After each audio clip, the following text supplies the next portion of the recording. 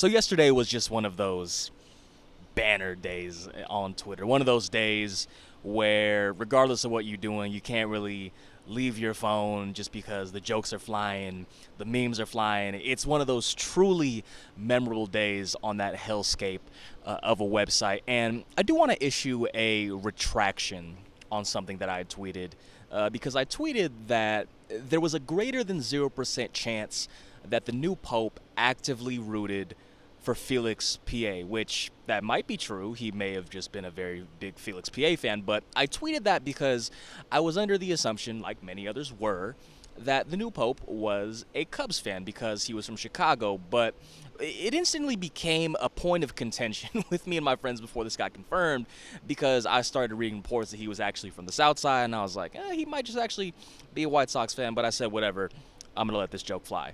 Turns out he is a White Sox fan, and not only do we have the photographic evidence that he is a White Sox fan, but we also have footage of him in Game 1 of the 2005 World Series, which I think, no, that wasn't the first World Series that I vividly remember. It was one of the first. But we have the video footage, so take my original tweet, swap out Felix PA for Tadahiro Gucci. I just want to imagine a world where during the conclave, the new pope, I'm forgetting his name, was just constantly rewatching the highlight of Gucci's like throw when he's like basically parallel to the ground, or maybe even Mark Burley's that one defensive play he had where he like flips it behind his, I think it's underneath himself. You know which defensive play that I'm talking about, but I have stalled long enough. The San Francisco Giants lose tonight to the Minnesota Twins 3-1. They are now 24-15 on the season. The winning pitcher is Chris Paddack. He's now 1-3 on the season. Losing pitcher is Jordan Hicks, 1-4. The save goes to Danny Colombe. And the story of tonight's game was Chris Paddack, who was flirting with a perfect game through the first 5 2/3 inning until Christian Koss lined a single to right field with 2 outs in the top of the 6th inning. But even after that, the Giants really weren't able to get much going against Paddack, who prior to today's game had not gone farther than 5 innings in an individual start. He finishes with 7 1/3 innings. He allows 1 run, that 1 run being on a solo home run by Matt Chapman, his 8th of the season. He continues to heat up as the calendar has flipped from April to May.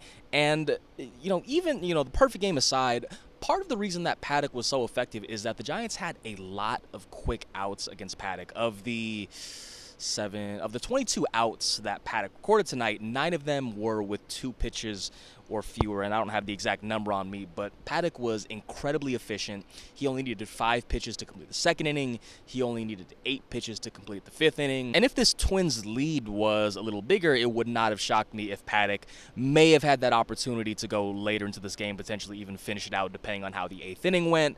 But he ends up going 7 1/3, the 1 run, 6 strikeouts to no walks.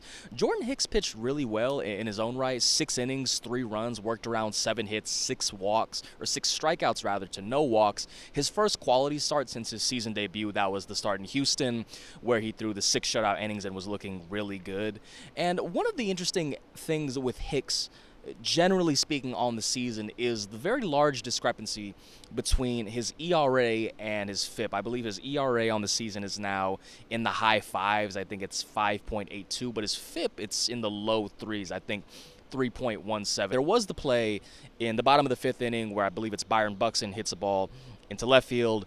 Harrison Bader was rounding third, but when he sees that Ramos got the ball, stops. Ramos misplays that ball, and when Bader realizes that, he's able to come around and score, which that results in his 3rd earned run of the outing. And manager Bob Melvin wasn't too pleased with the outing overall. I don't remember the exact quote verbatim, but he did say that Hicks pitched well enough to have deserved a win tonight. One other encouraging note to get into from today's game, not today's game specifically, but Gerard Encarnacion could potentially begin a rehab assignment tomorrow. He's currently dealing with the left hand fracture. Not a clear timetable, or not timetable, but not a clear indication on who that assignment would begin with. I would imagine it's maybe with the lower levels before moving him up, potentially San Jose, then you go to Sacramento. Not a clear timeline as to when he would return, but I believe his eligibility would be sometime around late May.